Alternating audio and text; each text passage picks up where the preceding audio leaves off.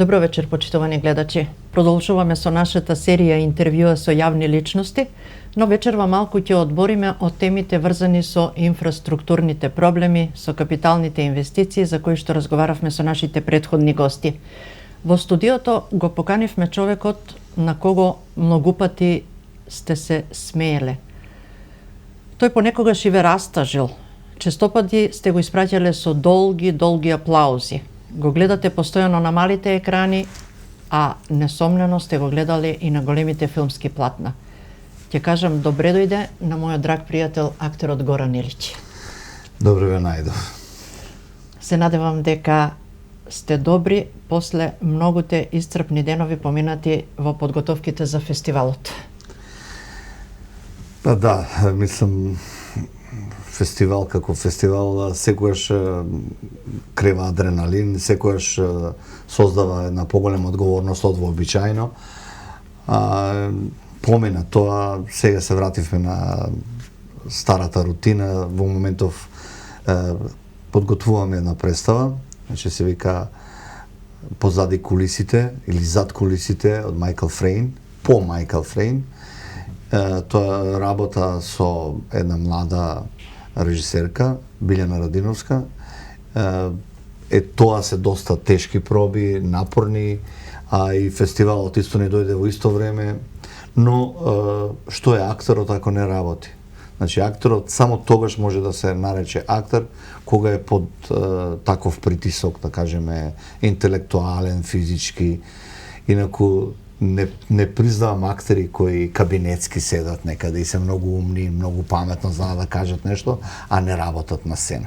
Така, јас би се вратила на фестивалот. Вие сте долги години присутен скоро на сите фестивали, на македонските, на меѓународните, на гостувања и така натаму и така натаму. Во кој манир беше овогодишниот 50-ти јубилеен Македонски театарски фестивал? Што ни донесе ново овој фестивал? Па, видите, јас прв пат во Прилеп имам отидено 1976 година. Значи, браво. А не игра во таа представа. Представата беше сомнително лице со Петре Парличко и ради екипата, ради него, бидејќи бевме веќе аматери, повеќе аматери од град вклучени во тие представи, од другите представи не понесо како награда компензација за тие хонорари што не ги добивавме, еве да гледаме театарски представи. И денеска, мислам, деновиве се одржа 50-ти јубилејни театарски игри и кога видов дека таму меѓу тие луѓе што се дојдени на фестивалот, јас сум еден од повозрасните. Така. И што е понекогаш и предност. Навистина ме размисли вака, викам, чекај, а како вчера да беше, дури се сеќавам како бев облечен, се сеќавам на мириси од тоа време, не знам, навистина тие секвенции ми стојат во главата врежени. Многу се зборува за Електра представата, Горан. А представата Електра од МНЦ понесе награди. Да, понесе награди. Тоа е навистина добра представа. Бидејќи работеше еден украински режисер, Жолдак, така му е презимето, а тој работи низ Европа секаде и овде во експресно краток временски период направи навистина прекрасна представа и ги понесе наградите, главните награди. Главна театарска награда, значи најуспешна представа беше таа Електра, главна женска улога Дарија Ризова, епизода Звездана Ангеловска. Така, следевме по медиумите. Јас би се вратила на фестивалските награди, вие што ги добивте, а не е една. Вие сте добитник на наградата за најдобро актерско остварување во представата Game Over, во представата Лазаревото писмо. Поранешна награда имате добиено во тогашниот весник многу популарен Млад борец. Исто така неколку пати сте прогласуван за еден од трите најдобри актери во Македонија на списанието Екран, но предлагам прво да видиме дали кумановци знаат што мислат кој од кумановскиот ансамбл би требало да носи награди. Да, знам. Мајка храброст, убава представа. Многу добри актери се Горан и Кети Илич. Да, мислам дека заслужуваат да добијат награда. Да, Горан Илич. И во народни приказни го гледаме, така да не ги знам другите. за него што мислите? Па добар како човек, добар како актер. Се најубаво, мислам. Да, информирана сум. Знам дека учествуваат. Дали сметате дека некој заслужува да добие награда? Па да, секако, на пример Горан Илич, Кети Дончевска како повозрасни актери со големо искуство, Сања Русевска од поновите, таа генерација на млади актери. Сите се добри актери во нашиот Кумановски театар.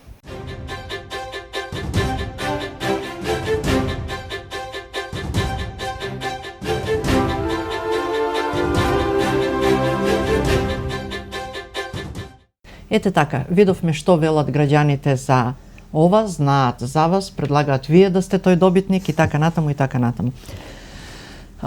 Би ве запрашала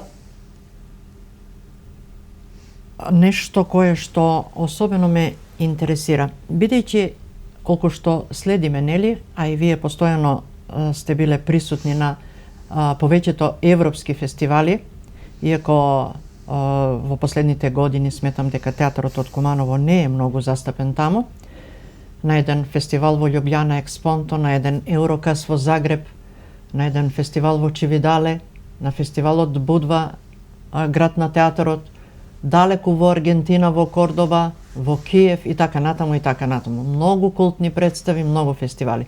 Сметате ли дека ваквите ревијални фестивали каде што нема наградени и носат нешто кое што може да се каже театарска берза и каков бенефит носат токму на актерите, на режисерите и на представите во целина, па дури и на државата? Многу е битно. Дома имам весници, да кажеме, од Бразил, од Аргентина, од Италија, каде што сум настапувал на тие во Данска големи фестивали, каде што држам македонско знаме. Значи, тоа е моје знаме, јас си отидов, си го купив. Така. Уште пред 20 и не знам колку години. И со голема гордост го покажувам тоа знаме таму, каде што ќе отидам. Значи, ние сме на некој начин и амбасадори на оваа држава. Така. Нечесто сме биле нефинансирани, значи се финансиравме сами, наоѓавме пари, се снаоѓавме со лични средства. Многу ни беше битно да отидеме на тие фестивали, бидејќи фестивалите секогаш, како што рековте, носат бенефит. Значи, кога ќе се споредиш со други театри, со други размисли околу тоа како треба да изгледа театарот, навистина гледаш до каде се стигнал ти со својата вештина што се вика театар. И неретко се случувало да седнам со некој актер од било каде, на било кој меридијан, после 15 секунди ние веќе имаме тема за разговор и имам чувство како да се знам со години со луѓето. А знаете како, кога ќе седите дома, се гледате на огледало, сигурно сте си многу убави, ама кога ќе седите надвор, тука настанува надпревар и тогаш точно гледате каде уствари припаѓате, дали сте навистина убави, толку колку што се замислувате. Затоа се овие фестивали битни. Значи, тие секогаш реално ви покажуваат до каде се стигнале. И многу е битно за еден театар да патува, да оди лево десно. Нема тука некаков материјален бенефит од тоа. Ама духовниот е многу битен. Бидејќи на сите тие фестивали каде што сум одел, тоа е неверојатно, да кажеме, кога бевме во Јужна Америка, 2 пати сум бил таму, многу ги интересираше таа словенска култура и словенска литература, словенска драматургија. Дури држе предавања некаде во Кордоба, да кажеме, таму зборува за целата балканска драматургија, а и за руската, особено за Чехов. Многу ги интересираше и тоа ми беше многу чудно, како сега Латина Америка, толку многу интерес за една наша, да кажеме, култура. Па може би е тоа што се знае дека театарот не признава јазична бариера. Ни јазична, ни духовна, и квалитетната театарска продукција, значи е својство на светот, тоа не е само својство на таа држава и своина. Така. Бидејќи добрата работа, како кога ја гледаме Мона Лиза, не сите ја чувствуваме како своја, како наша. Значи не викаме дека сликал некој италијан. Кога ќе кажеш Леонардо да Винчи, не мислиш прво дека тој е италијан. Мислиш дека тој е врвен уметник, дека тоа е врв на уметноста. Значи тоа е многу битно. Ви се случило ли некогаш на фестивалите вам или на вашите колеги или на екипата која што е таму да направите некаков првичен договор со некој од присутните од другите држави, па тој фестивал овозможил да се појде на некој друг фестивал во некоја друга држава? Обично тие фестивали се берза. Така. Значи, се оди таму да видиш и да бидеш виден. И многу пати така ми се случувало да на некој фестивал договориме гостување за следни фестивали. Или ако ние не сме во можност, а знаеме некаков добар театар или добра представа од Републиката, од нашава држава или од околните држави, да предложиме, доколку ние не сме во можност, оделе наши пријатели од Хрватска, од Србија, од Бугарија на фестивали некаде на друго место. Добро, или сум посредувал во така, таа размена на тие културни добра. А кој ги финансира тие меѓународни гостувања, фестивали? Потполно ли е присутна државата, односно Министерството за култура? Или Воглавно тоа, знаете како, Министерството за култура на Македонија има некакви пропозиции кои нас не ни конвенираат многу. Бидејќи ние не сме голем театар по бројност, по обем, по габарит.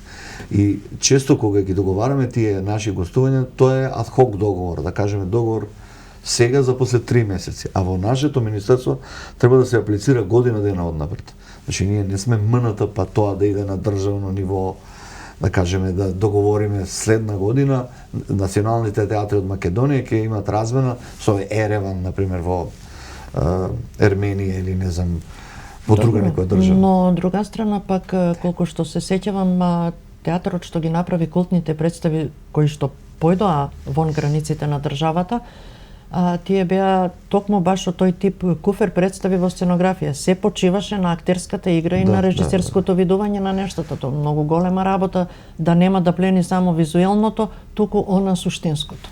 Вака, значи ние многу се трудевме, следејќи ги нивните упатства, бидејќи имав среќа да учам менаџирање од врвни учители, да кажеме, сум бил на многу такви воркшопови каде што се учи баш менаџирање во културата. Многу битна работа е да немаш голема екипа. И затоа актерите во тие представи каде што игравме работеа повеќе работи, значи немаше таму таков комодитет како да кажеме во големи театри, па да имаме своји гардеробери, шминкери, носачи, не знам, дури и сценски работници, значи се работевме сами и често во тие најави знаеа да најават, например, во Аргентина, театарот на Горан Илиќ. Тоа е национален театар од Куманово. Арнома кој ќе те видат, нели, се грижиш, трчаш од сместување до, не знам, до сама сценска реализација дека лежи на тебе, претпоставка е дека тоа е твој личен театар.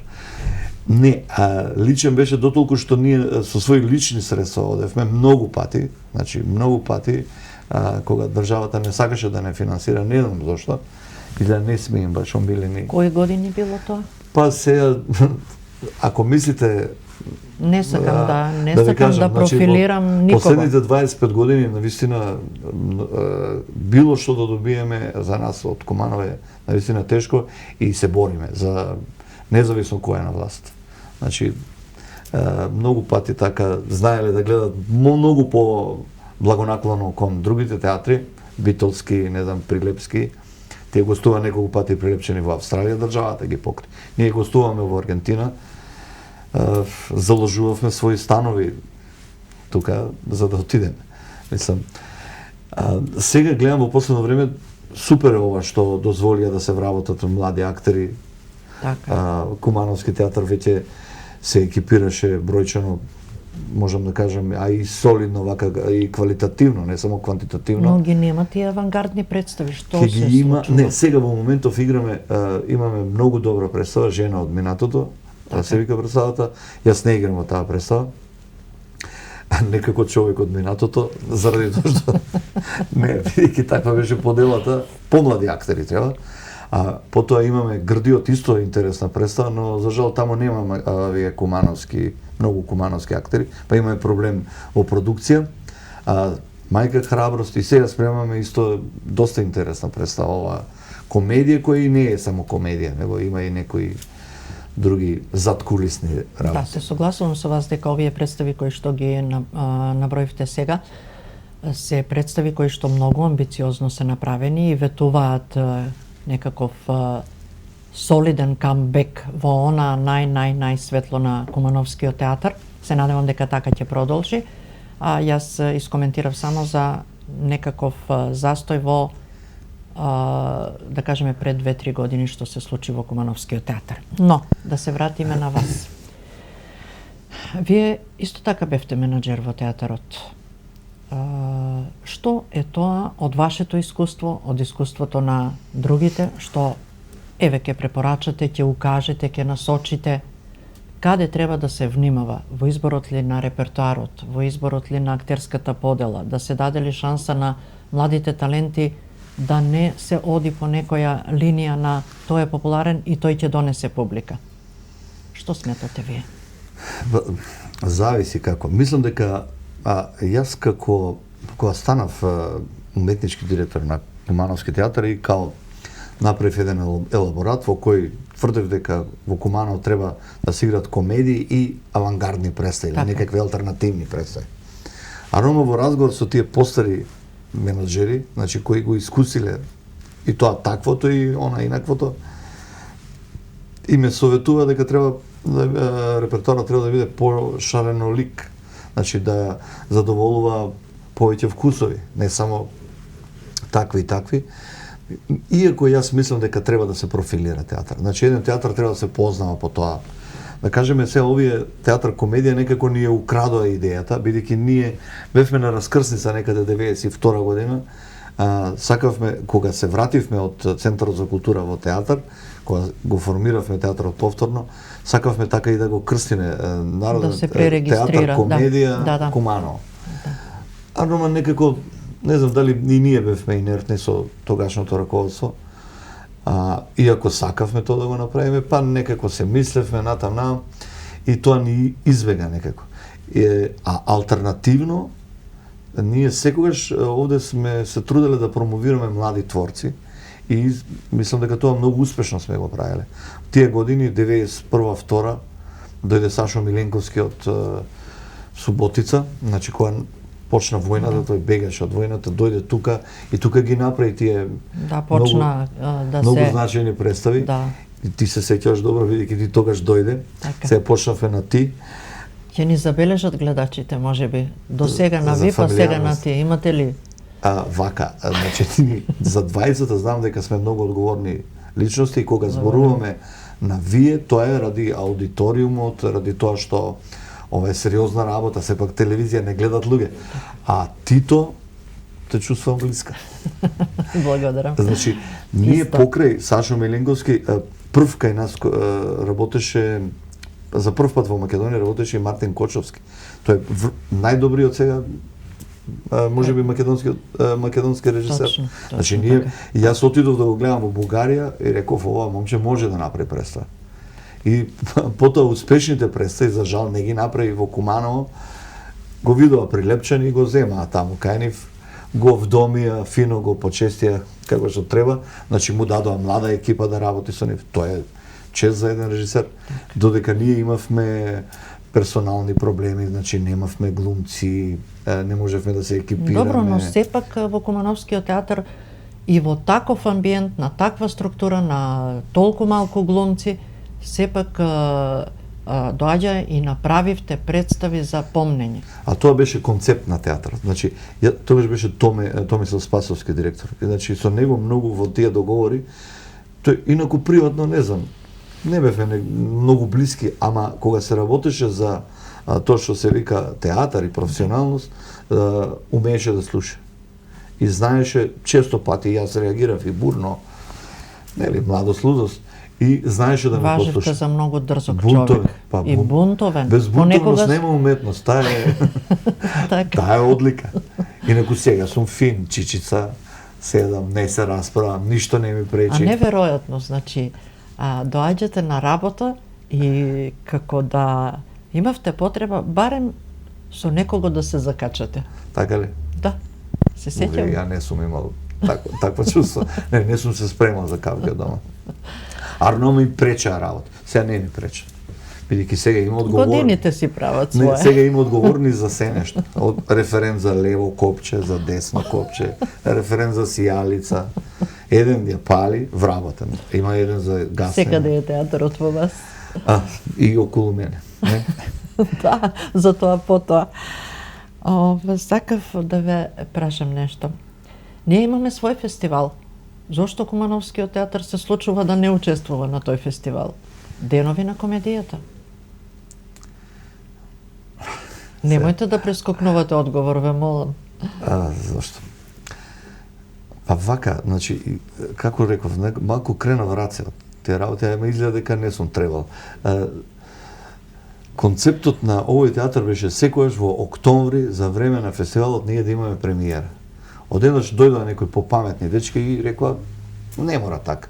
И после кога ќе дојдеше октомври, сите театри ќе настапат тука, ние гледавме тоа. И сега, ајде да правиме комедија.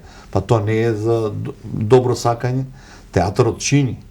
Значи, треба да платиш режисер, костимограф, сценограф, текст. Значи, тоа кошта. Тоа треба некој да го планира пред тоа. Некога ќе дојде фестивалот. И сега, за следната година, веќе бидејќи сум, веќе втора година во некакво тело таму кое одбира што ќе се игра, за година решивме да правиме повеќе комедии. Не една, може 3. Така, се сеќавате дека комедиите се играат дури и по И по над многу 100 пати, пати, по многу и пати. над 50 пати. И вие режиравте комедија која што беше забележително честа на сцената на Кумановскиот театар, Вечера за глупаци.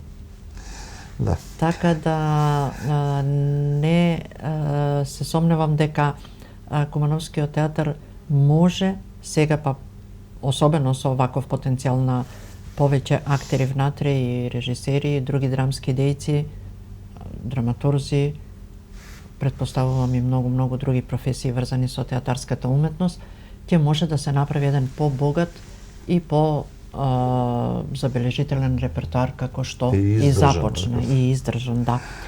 Па Да се вратиме и се извинувам на фестивалот Денови на комедијата. Во која насока треба да оди тој фестивал? Што сметате? Што е тоа што му недостасува на фестивалот? Јас мислам дека треба освен нашата представа. Поголема вклученост на актерите, бидејќи ние сме платени од оваа држава да знаеме театар. Така. Значи ние на никаков начин не сме вклучени во тој фестивал. А што значи за еден театар, еден фестивал, театарот да организира фестивал? Значи ние го создадовме овој фестивал. Да ти кажам кој беше во првиот управен одбор. Значи Томислав Спасовски, Горан Илиќ, Коле Ангеловски, Ристо Стефановски и Јовица што беше директорот на Домот на култура. Тој беше доблесен и двајца дејци од театар повика. Значи знаеше кој може од Кумановскиот театар знае. И се знае кој знае театар и кој може да прави театар. Не може правник да направи театар. Да не се залажувам. И за нас како театар е многу битно, значи кога имаш свој фестивал, можеш да поканиш, а на конто тоа можеш да бараш и да бидеш повикан. То така оди. Мислам, имаш стока за размена. Значи ти фестивал ќе повикаш некој таму некаде организира во Хрватска, да кажеме, некаков фестивал, а имаш представа за негов фестивал, ти го прашаш дали имаш ти комедија за кај мене, ја имам за твојот фестивал една алтернативна или не знам драма или мелодрама или античка драма или не знам кој род, зависи што се игра таму, што е профилот на тој фестивал. И многу е чудно тоа што не сме вклучени во цела оваа работа. Се надевам дека после оваа емисија ќе бидете вклучени. А да видиме што велат. Ќе бидеме вклучени во струја, најверојатно. Да видиме што велат нашите сограѓани за фестивалот Денови на комедија. Дали ги знаете кумановските актери, може би имате омилен некој од нив? Па ги знам сега. Сите ми се омилени, така, интересни се да доста. Еве конкретно за Горан Илиќ нешто да ни кажете. Се најубаво. И децата веќе почнаа негови да глумат, баш глумеа во една представа гимназијата што ја спремаше, така да многу добар впечаток. И Горан и Кети. Не одам стално во театар, бидејќи немам многу време, но би сакала, но кога имам почесто време, некош можам да одам. тоа од училиште кога има некои представи така да. Кумано не е толку прочуен како што се овие градови, например Битола, па и Струмица со театрите. Мислам дека повеќето они имаат работа како професионални театри со нови представи него кај нас. Мислам дека ние во Кумано, ова е моја проценка дека стагнираме малку околу тој дел. А се надевам дека имаме доста квалитетни глумци, доста квалитетни кадри кои би ќе дадат доприноси градот Кумано како најголема општина во Македонија да има театар што заслужува. Ние во оноа време, во комунистичко време бевме после Скопје втор театар во Македонија. Еве конкретно актерот Горан Илич, дали го знаете нешто за него? Па лично го знам, тој ми е пријател и така, инаку тој беше едно време и веде, мислам, во театрот во Кумано. Неговите овие серии што се снимени, македонски приказни, ги гледам, но што се вика со голем почит и мислам дека негова господја исто така е глумица. И да, го знам, мислам, господинот, градско дете и така. Еве конкретно го спомнавте фестивалот што се одржува септември-октомври, тоа е денови на комедија. Мислите ли дека тоа е добра можност граѓаните да видат многу представи, главно се тука комедии, да се насмеат, да ги расположат луѓето? Па да, секако, мислам, и тој дел што го даваат, мислам, тие се сатирични драми кои имаат сатира во нив и многу се интересни и затоа има и голема посетеност. Мислам и карти нема. Кога почнуваат представи, мислам има редослед агенда на денови која како ќе се, мислам, ќе биде тој ден и нема карти. Ја бев 2 пати не можев да влезам. Представи во Кумано моментално како имаме информации се прават малку почесто. У моментот знам дека порано имаше повеќе представи затоа што картите се даваа по фабриките, предпријатијата и повеќе се идеше на театар. Сега е на интернет, на шалтерот таму, не е толку организирано како што беше некогаш. Денови на комедија, ви кажам, гледам, имам видено тука плакати, меѓутоа досега немам идено затоа што финансиската ситуација е моментално сме во лоша ситуација.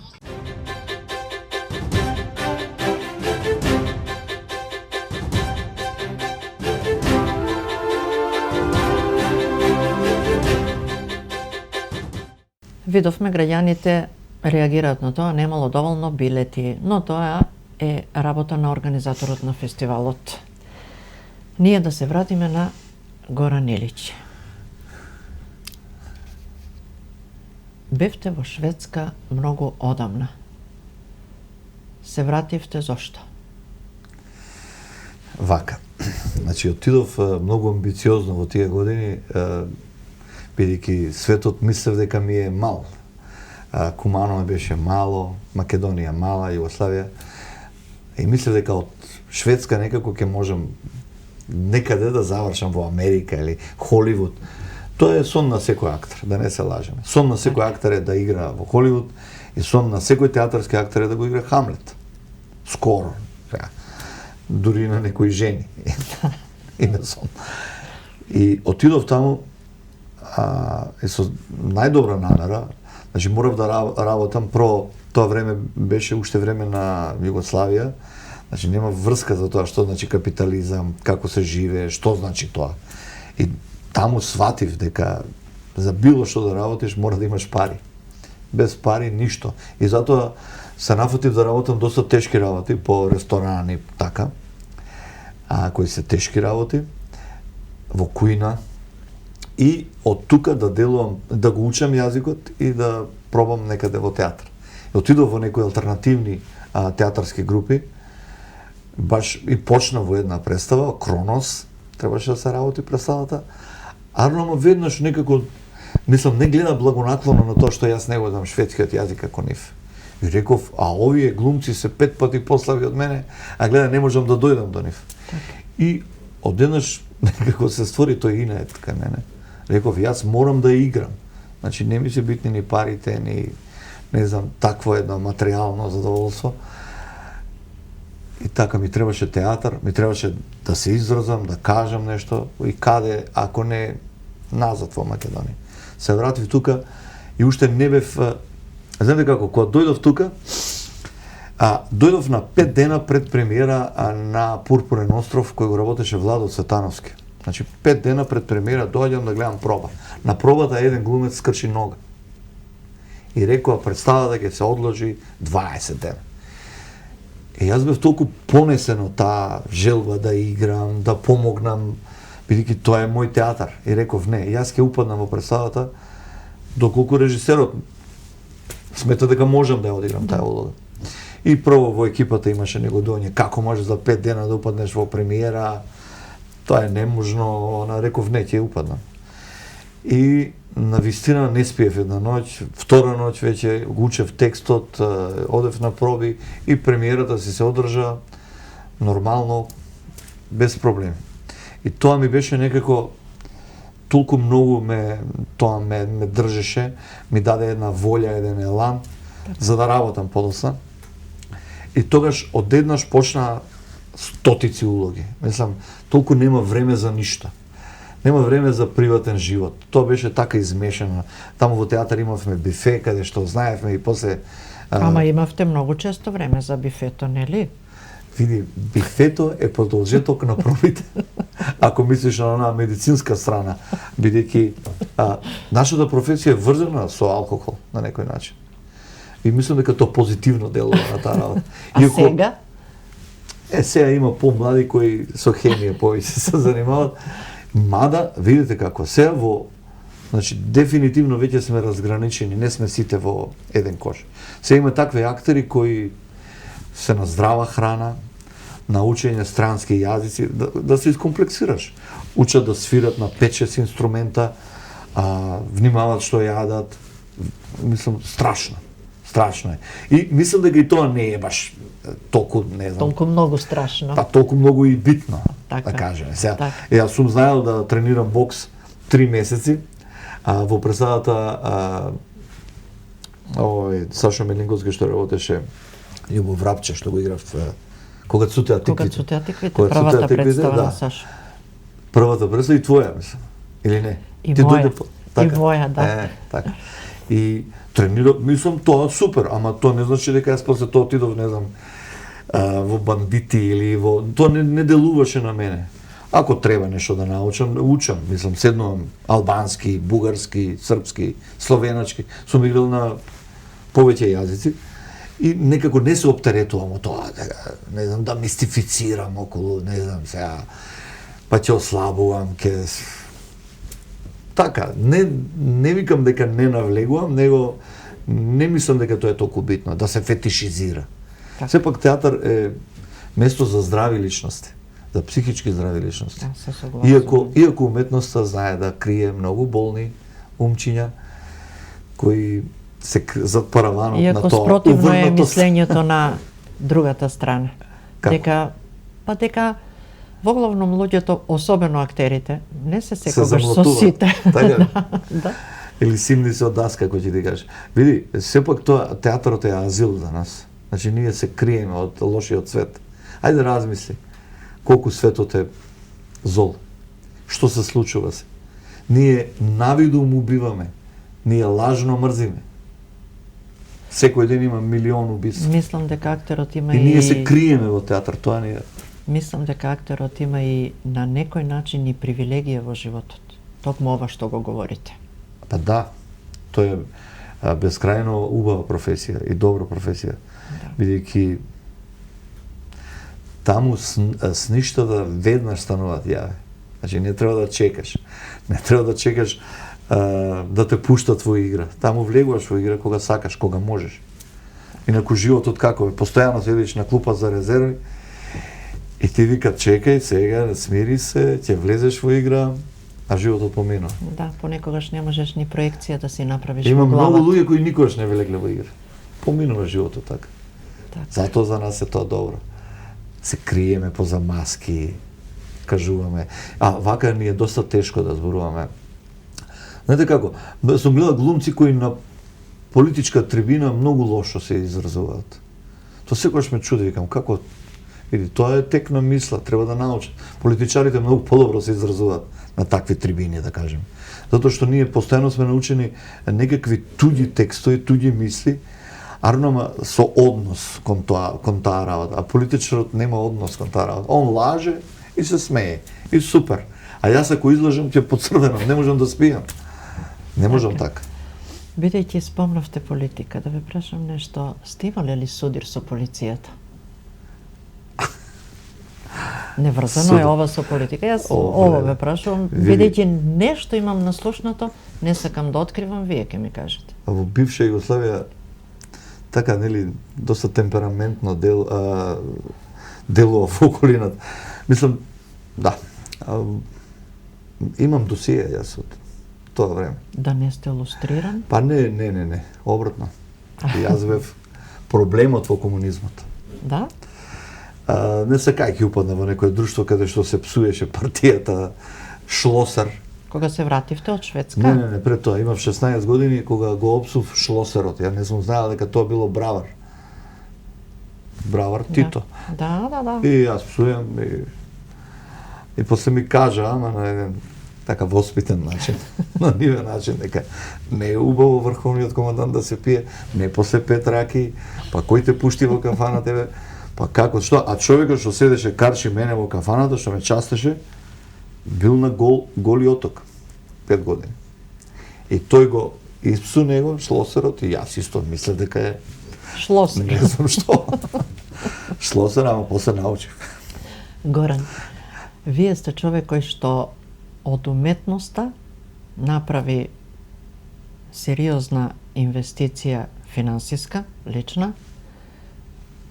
Некој покажува дека го вперува в прстот дека за тоа е дилот направен со, јас морам да бидам директна, Владимир Милчин.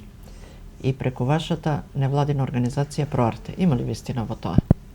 Не, ние со Милчин директно немаме работено ни еден проект. Значи, работевме партнерски во некои проекти и тоа јас не го чувствам како некој греф. Јас со него имам приватно многу лоши односи. Сега дури не ми зборува. Значи, види како, 2006 година, пред избори, јас го викнав Милчин да режира, бидејќи година дена пред тоа направи многу добра представа, ова Вишновото градинче, и реков, окей, ќе работиш и следна година, и тој почна да калкулира нешто избори, нешто, не знам, политика, не знам, оно, и целиот процес стана многу така дилатиран, да кажам, траеше веќе 2 месеци и јас изгубив трпение и му кажав, или ќе завршиш представата многу скоро, или јас почнувам друг проект. И тој тоа не го свати сериозно, мислејќи дека сум, не знам, лесен за варење. И јас во исто време го викнав и Љубиша Георгиевски да работи. И мислам дека никогаш немавте проблеми со еден таков режисер каков што е Љубиша Георгиевски. Не со Љубиша, и тоа беше многу страшно за него и погубно за Милчин.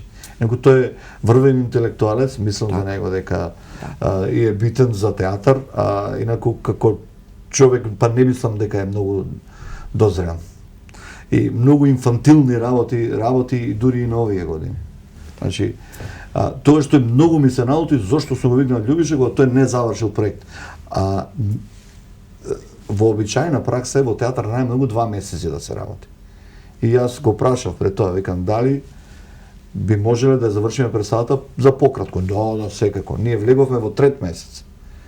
И после тоа тој ми се налути, као, не знам... Добро, да ги оставиме тие. Тие, тоа не.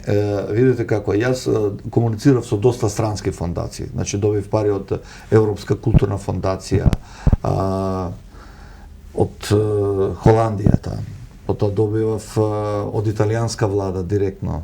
Од италијанска влада добив и 60.000 евра за театарот, кој Министерството за култура тогаш со Благоје Стефановски ми ги земаа парите. Да, значи не ми ги дава, а јас директно комуницирав со италијанскиот парламент.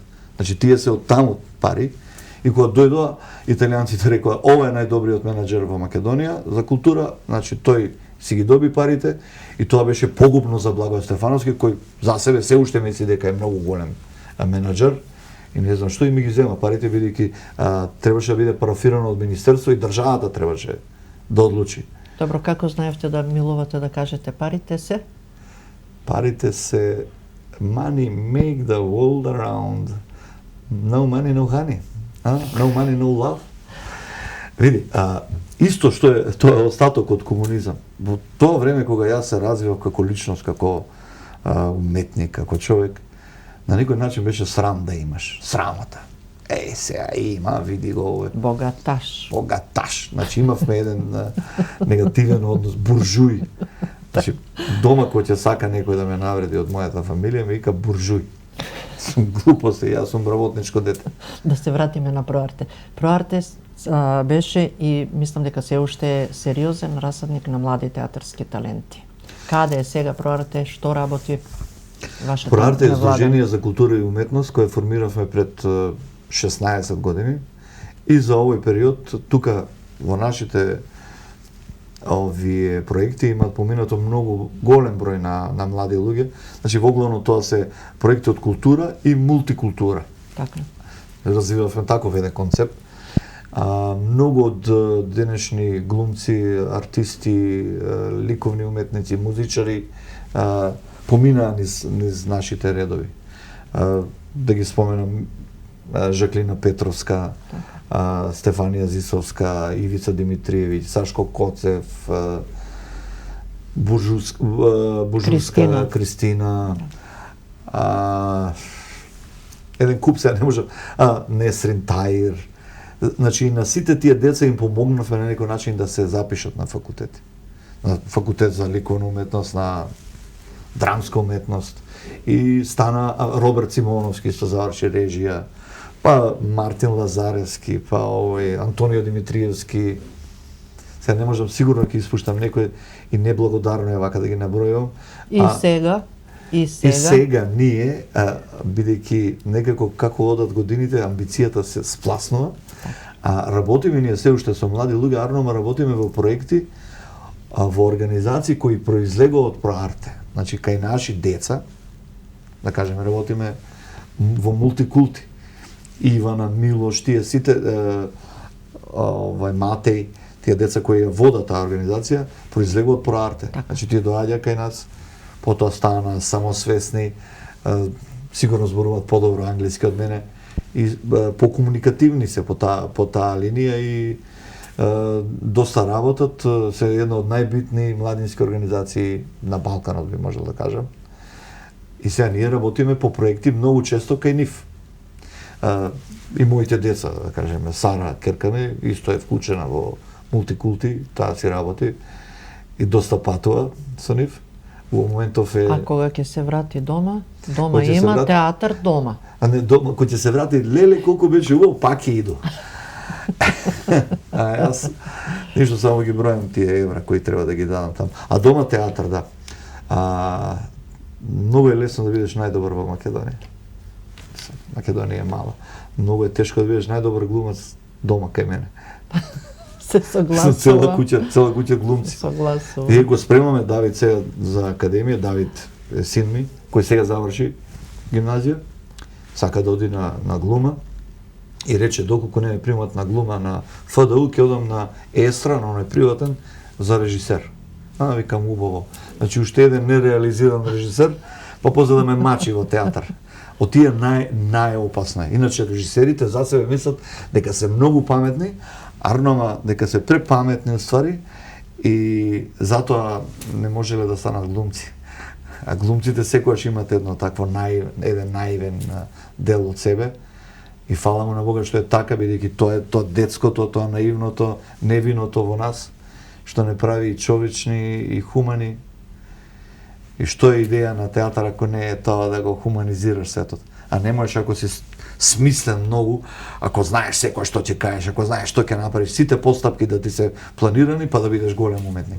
Треба малци будала да си, и глупав да не кажам. Не глупав, ама да не си промислен. Е толку. Така. Дома театар. Дома си е дома. Само дома си е дома, да. Тоа е тоа. Тоа е голема Меѓутоа, работа. кога сте на сцена, сега едно вака прашање.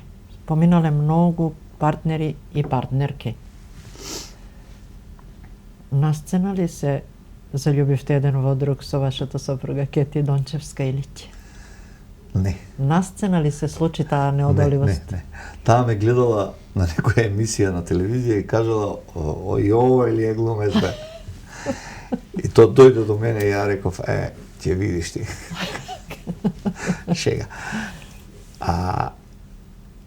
Ние случајно се запознавме. Таа играше во Прилеп, а јас отидов со Сашо Миленковски, со кого тие години навистина работевме најквалитетните представи во Македонија, ние ги правевме. И тој отиде таму во Прилеп да работи, вика дојди некој ден да ми помогнеш. Таму на сцена нешто да му асистирам да работам. И тогаш ја видов Кети и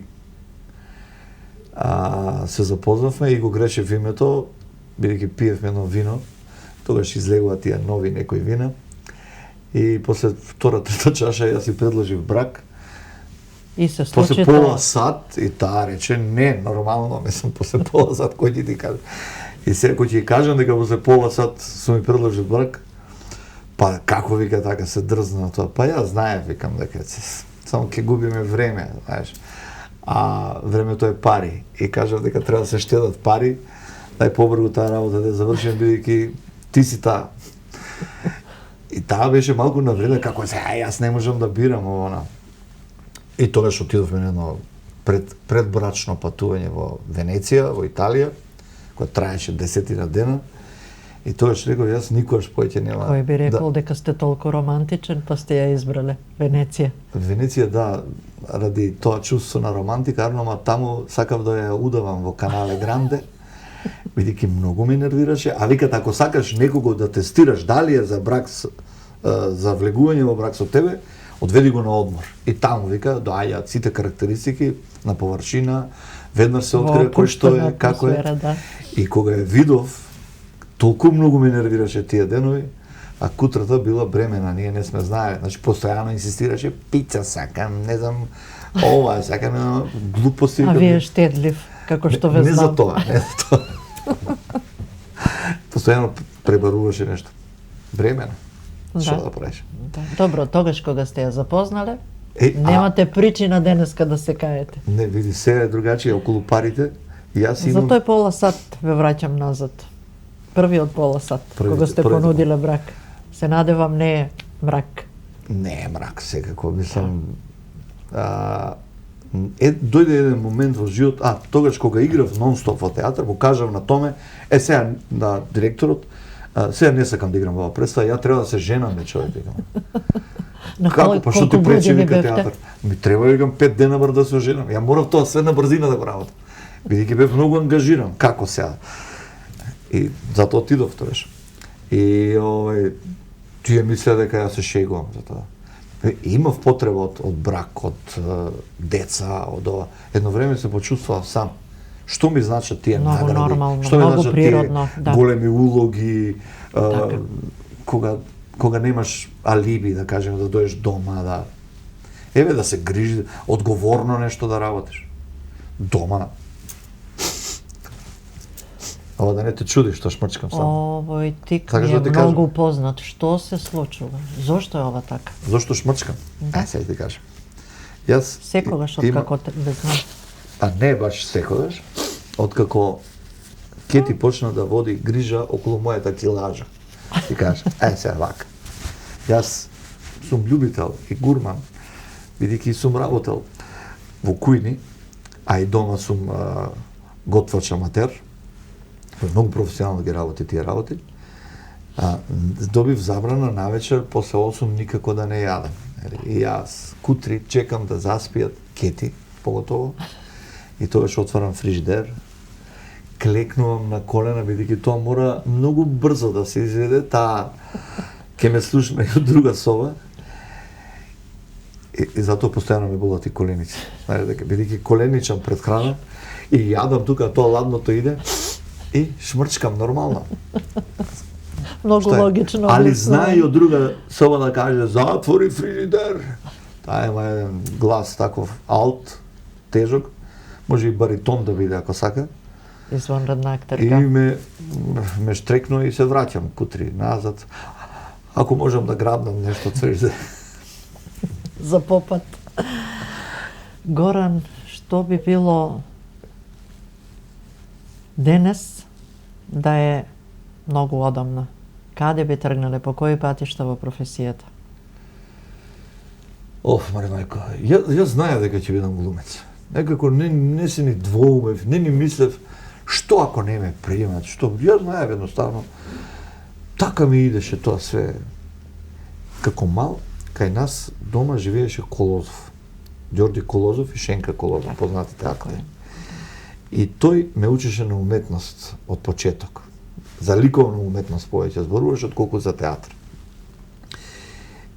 И еден ден ми донесе едно парче глина и вика, сега ќе те учам на вајарство. Тоа е, вика, битна работа за театар. Може ќе се случи некојаш да треба нешто да извајаш. И почна да прави некаква глава, као го прави некој комшија Дзане не е, тој, викам, не личи на него. А помине едно дете тука во улицата пред нас, ја му реков, ја овој ќе го направам. И овој застана на оградата, вака ме гледаше, и јас го правев, и тој беше скоро ист, неверојатен реализам. И Колозов беше толку љубоморен, ми ја смачка фигурата и си отиде. Реков, заради ова ќе бидам бољи глумац со тебе. И кога почнав да работам во Куманово, а и пред тоа, тој инсистираше да играм со него во тие народни приказни. Јас реков не. Тоа е за полоши глумци. Арнова, тера вара, шо вика тоа во Куманово. Дојде време ја да играм во тие приказни. Снимив преку 80 приказни за сега. Значи за македонска телевизија, за А1, сега се играт на Сител и за Канал 5. Може би ние сме наредните, може би за нас нешто ќе снимаме. Дај Боже, зашто не? Јас од секој сум сакал локални, овие кумановски муабети, вицеви, тоа ние некако имаме хумор, зашто имаме таков кумановски негаторски однос кон себе, не знам. Еве ветувам дека може да направиме многу забавна емисија на кумановски, баш да се, а може и народна приказна нека кумановска да снимиме. Да видиме зошто да не? Колку ни се можностите. Зошто да не? Во Имаме колку прекрасни глумци сега, има овде дечки, гледам имате одлична опрема, зошто? Така, во колку ви е пробата денес? Ауф. Драги гледачи, ќе мора да привршиме. Се надевам дека ви беше особено интересно со Горан Илич. Ќе имаме уште можности да биде со нас. Останете во добро расположение и најверојатно нашата програма ќе го задржи вашето понатамошно внимание.